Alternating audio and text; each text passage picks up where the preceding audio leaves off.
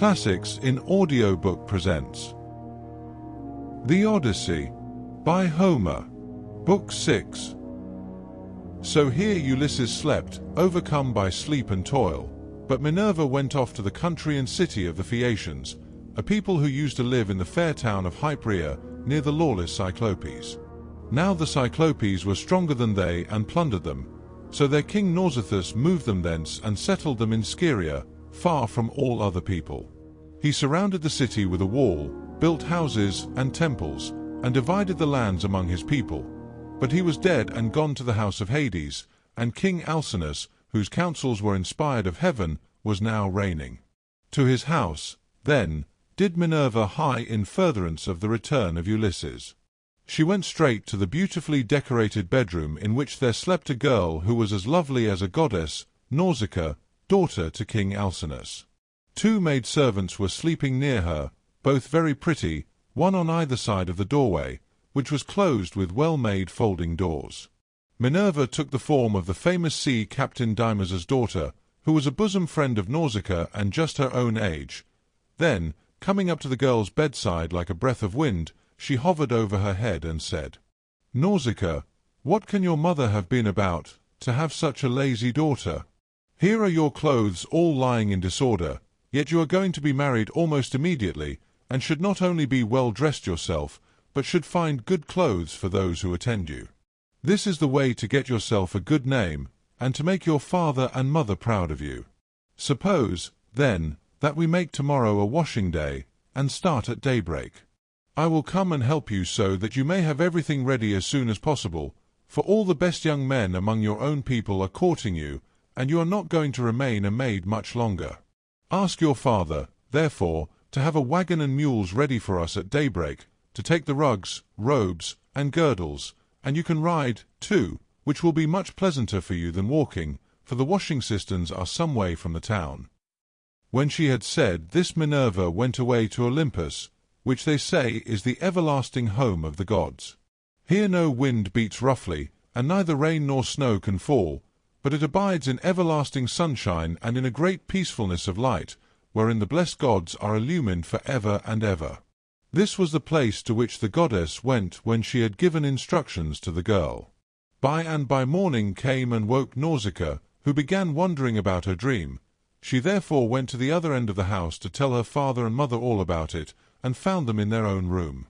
Her mother was sitting by the fireside spinning her purple yarn with her maids around her, and she happened to catch her father just as he was going out to attend a meeting of the town council, which the Phaeacian alderman had convened.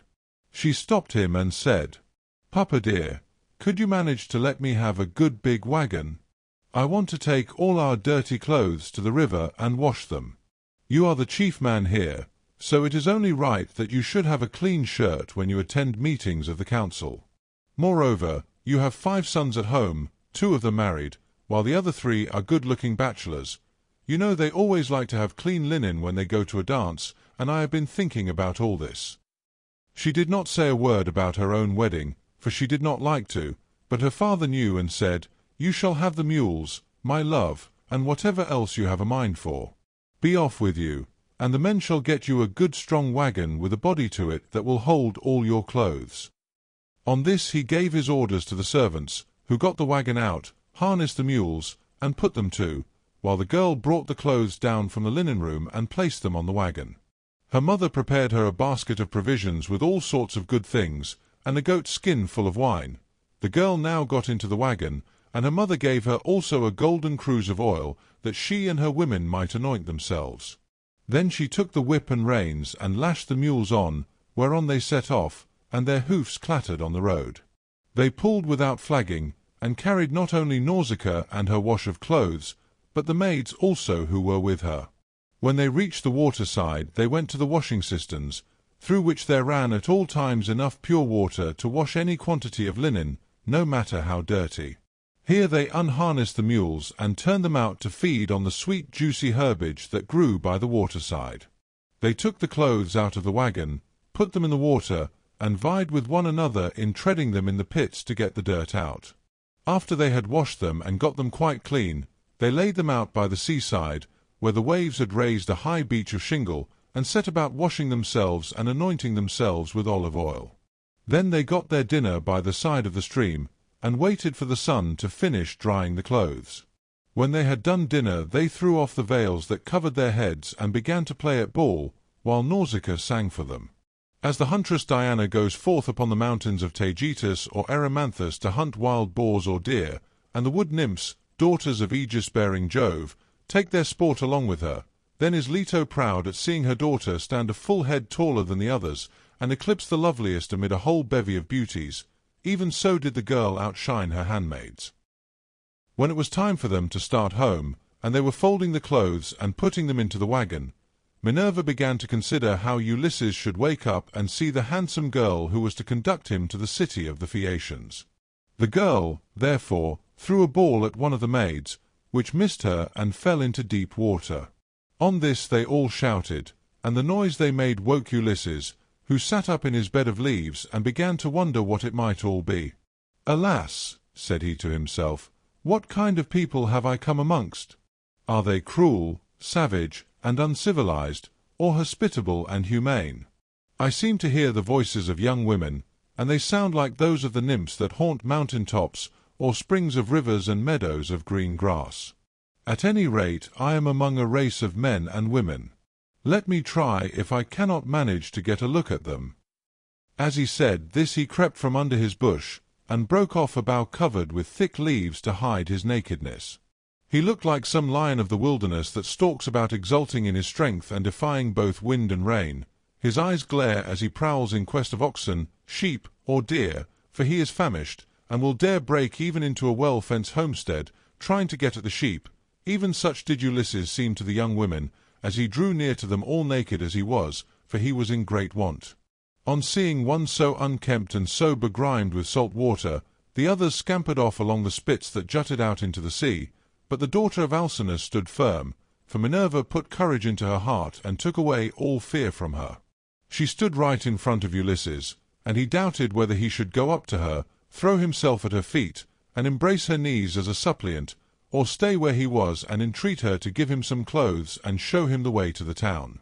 In the end he deemed it best to entreat her from a distance in case the girl should take offence at his coming near enough to clasp her knees, so he addressed her in honeyed and persuasive language. "O Queen," he said, "I implore your aid, but tell me, are you a goddess or are you a mortal woman? If you are a goddess and dwell in heaven, I can only conjecture that you are Jove's daughter Diana, for your face and figure resemble none but hers. If on the other hand you are mortal and live on earth, thrice happy are your father and mother, thrice happy, too, are your brothers and sisters. How proud and delighted they must feel when they see so fair a scion as yourself going out to a dance. Most happy, however, of all will he be whose wedding gifts have been the richest, and who takes you to his own home.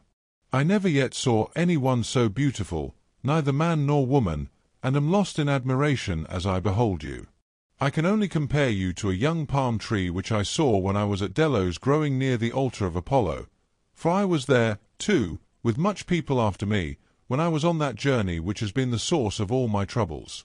Never yet did such a young plant shoot out of the ground as that was, and I admired and wondered at it exactly as I now admire and wonder at yourself. I dare not clasp your knees, but I am in great distress. Yesterday made the 20th day that I had been tossing about upon the sea. The winds and waves have taken me all the way from the Aegean island, 55, and now fate has flung me upon this coast that I may endure still further suffering. For I do not think that I have yet come to the end of it, but rather that heaven has still much evil in store for me. And now, O Queen, have pity upon me, for you are the first person I have met, and I know no one else in this country. Show me the way to your town, and let me have anything that you may have brought hither to wrap your clothes in. May heaven grant you in all things your heart's desire, husband, house, and a happy, peaceful home. For there is nothing better in this world than that man and wife should be of one mind in a house. It discomfits their enemies, makes the hearts of their friends glad, and they themselves know more about it than any one." To this Nausicaa answered, "Stranger, you appear to be a sensible, well-disposed person. There is no accounting for luck. Jove gives prosperity to rich and poor just as he chooses, so you must take what he has seen fit to send you, and make the best of it. Now, however, that you have come to this our country, you shall not want for clothes nor for anything else that a foreigner in distress may reasonably look for. I will show you the way to the town, and will tell you the name of our people. We are called Phaeacians, and I am daughter to Alcinous, in whom the whole power of the state is vested." Then she called her maids and said, "Stay where you are, you girls. Can you not see a man without running away from him? Do you take him for a robber or a murderer? Neither he nor anyone else can come here to do us Phaeacians any harm, for we are dear to the gods, and live apart on a land's end that juts into the sounding sea, and have nothing to do with any other people. This is only some poor man who has lost his way, and we must be kind to him, for strangers and foreigners in distress are under Jove's protection, and will take what they can get and be thankful. So, girls, give the poor fellow something to eat and drink, and wash him in the stream at some place that is sheltered from the wind." On this the maids left off running away and began calling one another back. They made Ulysses sit down in the shelter as Nausicaa had told them, and brought him a shirt and cloak. They also brought him the little golden cruse of oil, and told him to go and wash in the stream. But Ulysses said, "Young women, please to stand a little on one side, that I may wash the brine from my shoulders and anoint myself with oil, for it is long enough since my skin has had a drop of oil upon it. I cannot wash as long as you all keep standing there. I am ashamed to strip before a number of good-looking young women."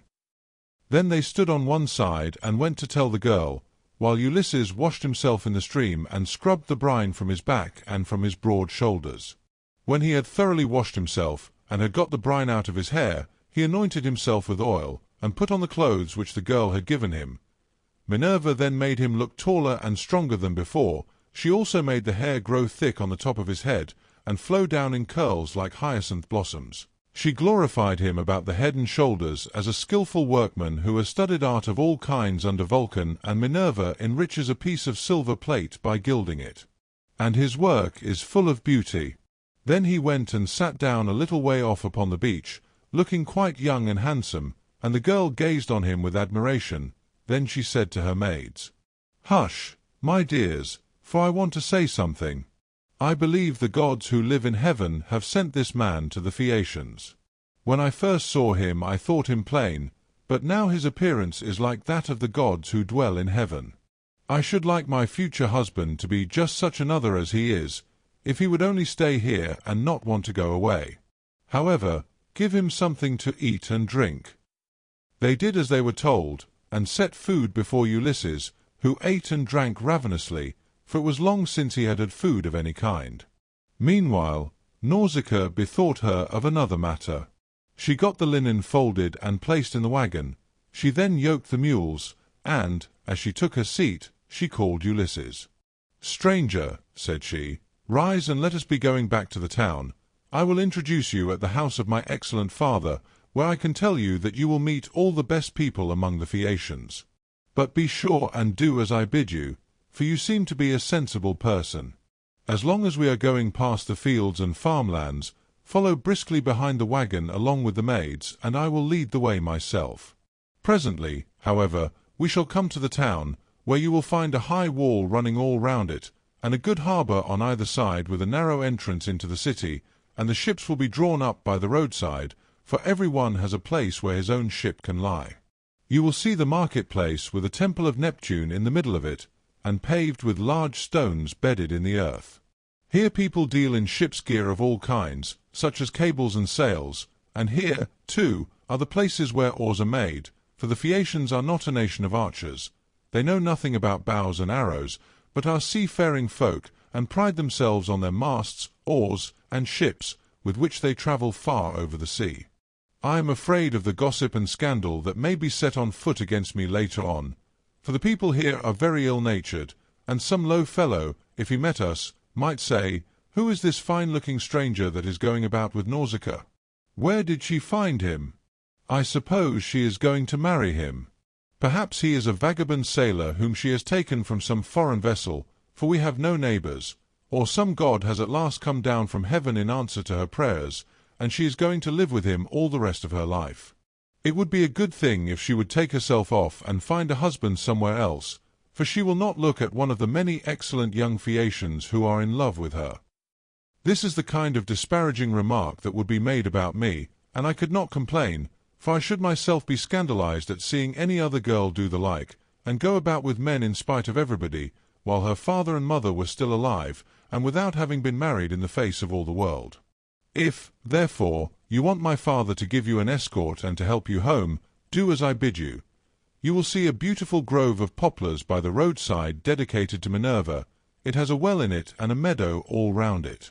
Here my father has a field of rich garden ground, about as far from the town as a man's voice will carry. Sit down there and wait for a while till the rest of us can get into the town and reach my father's house. Then, when you think we must have done this, come into the town and ask the way to the house of my father Alcinous. You will have no difficulty in finding it. Any child will point it out to you, for no one else in the whole town has anything like such a fine house as he has. When you have got past the gates and through the outer court, go right across the inner court till you come to my mother. You will find her sitting by the fire and spinning her purple wool by firelight. It is a fine sight to see her as she leans back against one of the bearing posts with her maids all ranged behind her. Close to her seat stands that of my father, on which he sits and topes like an immortal god. Never mind him, but go up to my mother, and lay your hands upon her knees if you would get home quickly. If you can gain her over, you may hope to see your own country again, no matter how distant it may be." So saying, she lashed the mules with her whip, and they left the river. The mules drew well, and their hoofs went up and down upon the road. She was careful not to go too fast for Ulysses and the maids who were following on foot along with the wagon, so she plied her whip with judgment.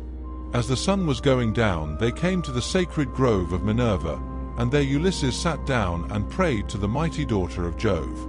"Hear me," he cried, "daughter of aegis-bearing Jove, unweariable, hear me now, for you gave no heed to my prayers when Neptune was wrecking me. Now, therefore, have pity upon me and grant that I may find friends and be hospitably received by the Phaeacians." Thus did he pray, and Minerva heard his prayer, but she would not show herself to him openly, for she was afraid of her uncle Neptune, who was still furious in his endeavors to prevent Ulysses from getting home.